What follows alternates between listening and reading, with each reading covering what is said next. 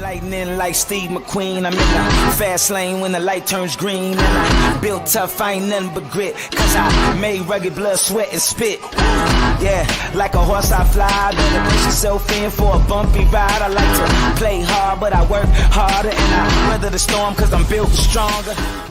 What is up, ladies and gentlemen? We are back. We are live. It is a Freight Coach podcast, the top podcast in transportation, coming to you guys every single weekday, 8:30 a.m. Pacific, 10:30 Central, to break down some industry headlines, but most importantly, provide some actual insight into what you can do with all of this information.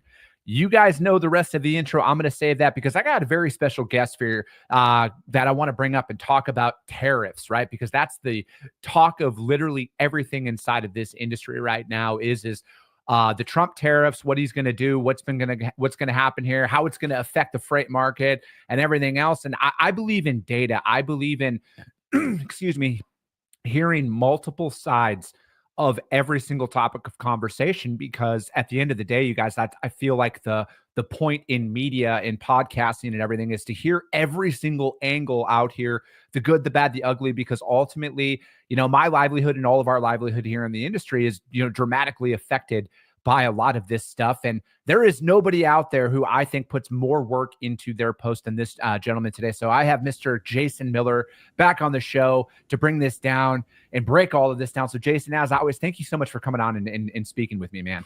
Hey, thanks for having me. No, absolutely. And, you know, it's been, you know, the talk of tariffs and everything have been all over the media. Obviously, Trump ran a lot on that. And, you know, it's been then, especially here in these last couple of weeks, about how this is going to somehow fix the freight market and everything else. And, you know, I try and take as much of a pragmatic viewpoint on everything that I can, because ultimately my business hinges on this. Our entire industry hinges on a lot of this. And, you know, any breathing of a false sense of hope that can't really be backed up. Like, I personally, as a business owner, am so sick and tired of all the clickbait of what could possibly happen and how this is the new way. I have to deal in reality. I have to deal in actual freight volumes and opportunities and kind of what to go after. And that's why I always appreciate the stance that you take in a lot of your posts that you put out there. It's based on actual data. No, and you know, that's what we try to do. Unfortunately, this is a topic that's been very well researched. So compared to a lot of issues, we've got more data to go on. But I'll just throw it, you know, out to you. How was the 2019 freight market, Chris? I mean, not good. We'll put it that way. and the reason I throw that out is so we've already had sort of our first natural experiment with this, and that was we saw tariffs put in place in 2018 and then expanded, especially in 2019 with China. And it was a down freight market in part due to those tariffs. And just as an example, one of the things that we found was that the manufacturers that brought in more inputs that they put into their finished goods, those firms that saw bigger increases in the tariffs that they were facing actually started exporting less than firms that were bringing in inputs that were not subject to tariffs.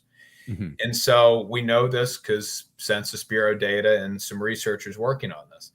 And so the big thing that I just, you know, want everybody to recognize with tariffs is it's an idea in a 30-second soundbite. It sounds great. Mm-hmm. We're going to make goods from China more expensive than the rest of the world, and we're just going to magically start producing them here in the United States. That sounds good. That is not the reality. And I don't want anybody to get a false hope that tariffs are going to be a solution to increasing U.S. manufacturing, because if anything, they will actually cause less U.S. manufacturing. And the reason for that is the companies that import components tend to be very large, very productive U.S. manufacturing firms. Your GMs, your Fords, your Schneider Electrics, you know, you pick any industry. These are the biggest manufacturers. A lot of U.S. imports are from plants that these American companies own and operate overseas. And they're shipping from an overseas plant components to a U.S. plant for additional assembly and processing, and then ultimately to, you know, a construction site, if, you know, machinery to another factory, or even for export. And so what you end up doing is you just make our most productive, highest wage paying largest manufacturing firms actually less competitive. And when you look at a lot of the product categories that we did offshore production of, so take like small household appliances like microwaves. No, does anybody here really think we're going to start assembling microwaves again in the United States? Yeah, That doesn't make sense. Mm-hmm. So where does all of, all the revenue, we'll call it, because that's what it is, from tariffs, where does that ultimately fall? How does that, because right now, obviously it's a tax or duty or fees to be paid to be sent in or sent out of the country. Where does that revenue go from there? Yeah, so what you can think is the importer pays the tariff. So that's one thing to be very clear on. Exporters don't pay tariffs. Importers are the entities that pay tariffs.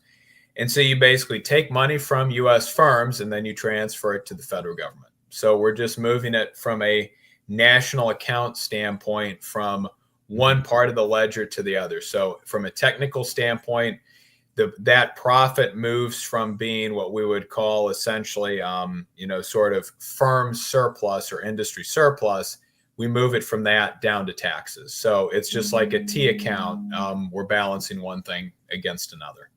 So is there any way that an increase in tariffs could lower the individual tax rate out there? If there was more revenue coming from that, then and this is just all hypothetical examples here, sales tax could decrease out there, gas tax, any forms like that. Is there any way that there could be a trickle down from that perspective? So it doesn't seem feasible. I mean, just take a look at, dollar figures. We imported something to the tune of $3.5 to $4 trillion of goods in 2023, and we're on pace to do that number in 2024. If you throw a 20% tariff on everything, that's about $800 billion in revenue, to use round numbers. The Department of Defense alone is $820 billion. So when you look at what the IRS brings in for federal income taxes, it's to the tune of about 4.9 trillion a year.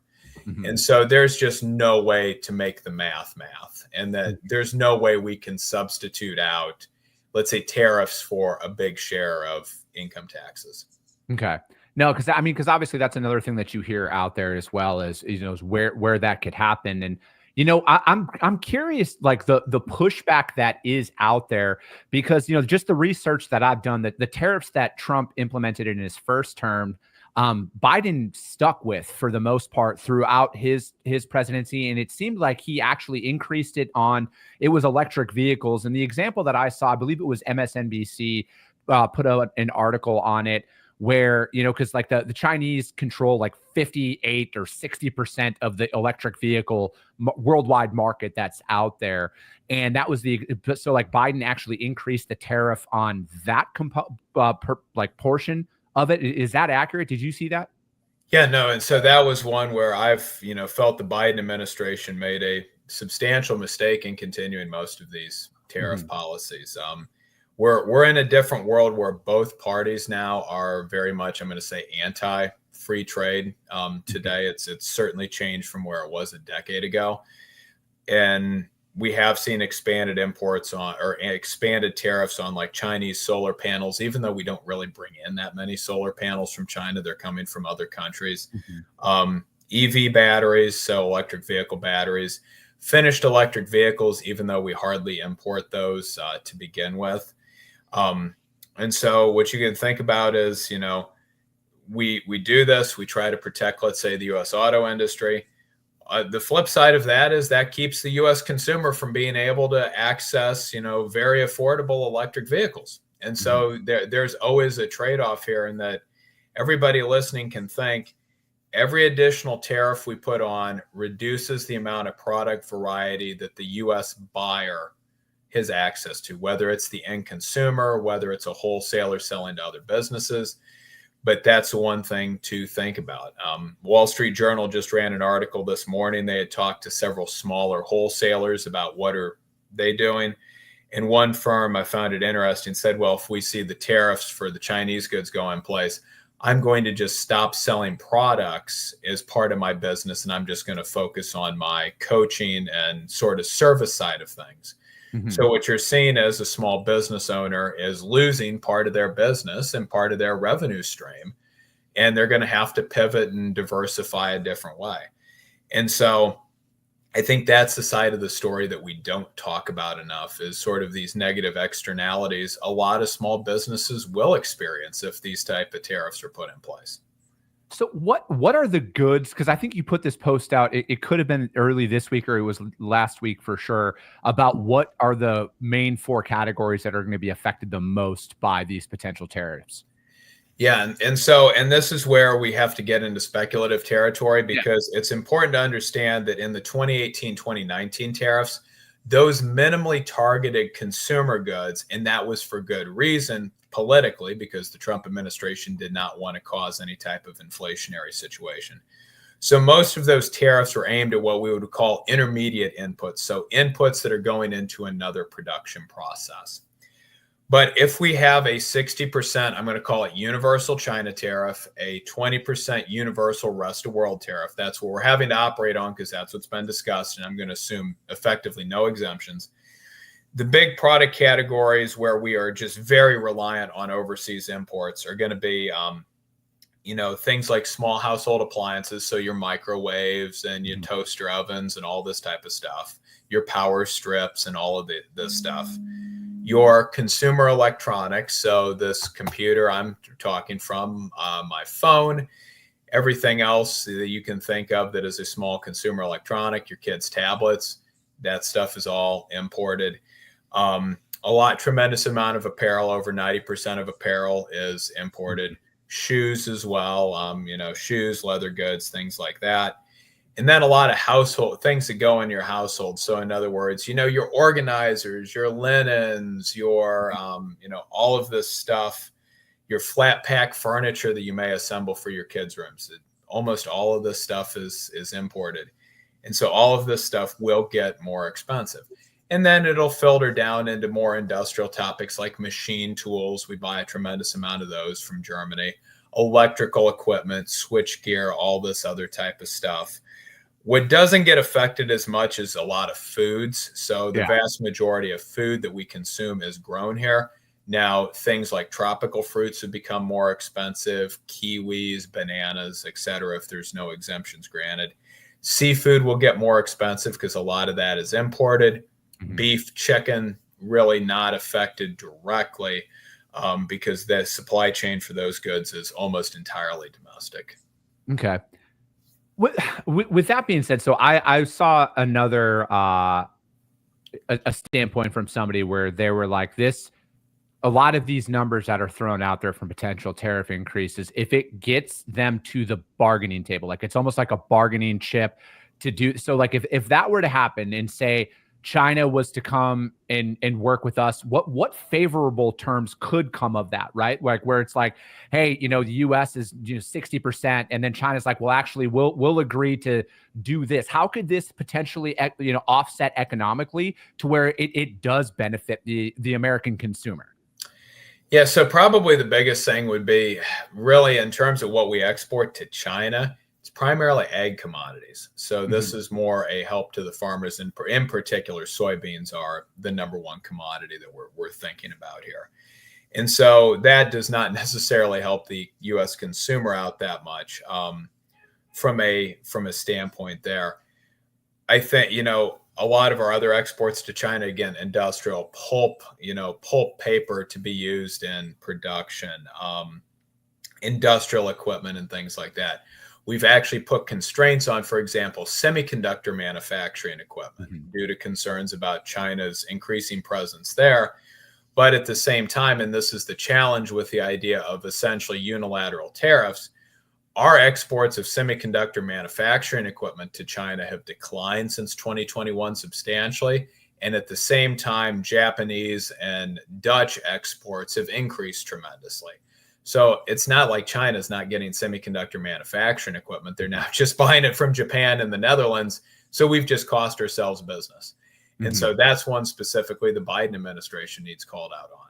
And so this is the challenge as we live in a globalized world, and any type of sort of unilateral approach the United States takes isn't going to accomplish much from a strategic standpoint if the goal is to change China's behavior. Yeah. I think that, that's something that I see that's missed out there by a lot of people is like, this isn't a snap fix. All of a sudden, everything's just reindustrialization of the United States of America. Like, I think a realistic, because like, again, I've never hid behind the fact that I'm America first. I want to see jobs back here. I would assume you want to see a stronger America as well, Jason, at the end of the day. But this isn't something that's going to happen overnight. And I don't think that, the tariffs and doing that right away is going to all of a sudden fix everything over here, because we are very globally dependent. Like, this has been the reality for the better part of probably 35, 40 years now at this point. Before I was born is when the globalization push really started. So I think people also need to tether their expectations on what this could do and put a more realistic time frame, because again, like, this doesn't snap all of a sudden fix the United States freight market, right? Because ultimately that's what this goes down to, right? Is the U.S. domestic freight market. How is that going to be an effect on it? Because like, it's not going to be changed overnight. Like, and I've said this now since probably 2023, 2025 is probably going to look a lot like 2024 from an overall freight market perspective. I don't see any massive gains coming anytime soon. I don't think anybody realistically thinks that. So it's funny. I'm actually a little bit more bullish on 25. Love just it. Because, and the reason for that is we've got the Fed. They've cut interest rates 75 basis points. We're going to get another 25-point cut here in December. That'll start to filter its way through to construction activity, capital investment, and machinery. We're likely to see another business tax cut, and we're going to have massive deficit spending. All of these things contribute positively to freight demand. So I'm a little encouraged on where I think we'll be at for most of 2025. Where I'm a little bit more worried is 2026, because I'm very worried that we get ourselves in an inflationary spiral if we have the proposed blanket tariffs implemented as they are, and this massive amount of deficit spending, as well as if there is a true mass deportation situation. Setting aside any moral issue with, that is, there's just a brutal reality that affects agricultural production, that affects food manufacturing, and that affects construction. So you will see wage inflation in those sectors if you deport millions of people, because many of them are working, especially in those sectors. And so the concern that I have is 2025 starts out, by the middle of the year, Q2, Q3, maybe even into Q4 is going really well. But then we start seeing inflationary concerns to the point that the Fed starts saying, we may have to raise rates again in late 25, early 26. And there are some of the professional economic forecasters are baking in that scenario. Tying back to the tariffs, I'm even less, it's almost difficult to say how sort of pessimistic I am about tariff effectiveness, just because, too, we know that U.S. companies having access to being able to especially design goods in the U.S., specialize in marketing, but leverage overseas production, actually allowed a lot of U.S. companies to grow and add more jobs once we normalize trade with China than they would have otherwise. And so just to pick an example of what could happen is take the John Deere situation, where John Deere has said they want to move skid steer production, not a core product category, down to Mexico. And the threat has been, well, there'll be 100 or 200% tariffs. If John Deere doesn't feel that they can profitably make skid steers in the United States and compete with other firms, and they are denied the ability to produce in Mexico, they're very likely just going to say, we're not going to make skid steers. And so that not only means we lose all the jobs in the U.S. and the manufacturing that was going to be shifted to Mexico, but then we lose jobs at corporate for all the logistics folks who would have coordinated that. We lose all the jobs in corporate for the procurement folks who are going to buy that. And then we're going to lose the manufacturing jobs in the U.S. for the component suppliers, which would have made components that would have been exported to Mexico for the skid steers and then sent back. And so that's the type of complexity that is not being discussed enough. And, folks need to realize we saw good evidence that in the US in 2018 and 2019, the industries that saw their inputs tariffed more actually saw reductions in manufacturing employment, which is the exact opposite of what we wanted. But the industries that saw their goods protected by tariffs, they didn't change employment. They just raised their prices. Take a look at the steel manufacturers as an example. Is there a day or an opportunity, Jason, where this is implemented and it has a positive effect on the U.S. economy? Have you ran any of these models where it works out to where it's like, hey, there is an actual chance that, something like this improves things, or, it might come in, maybe not touching the tariffs at all. It's leaving the tariffs as is and letting them run out there. Have you ran any of those models?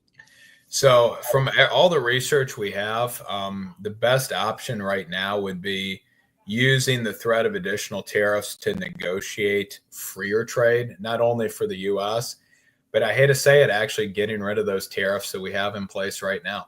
There is bluntly no reason to be tariffing a lot of these, goods from China. We're not seeing any type of increase in manufacturing employment in these sectors.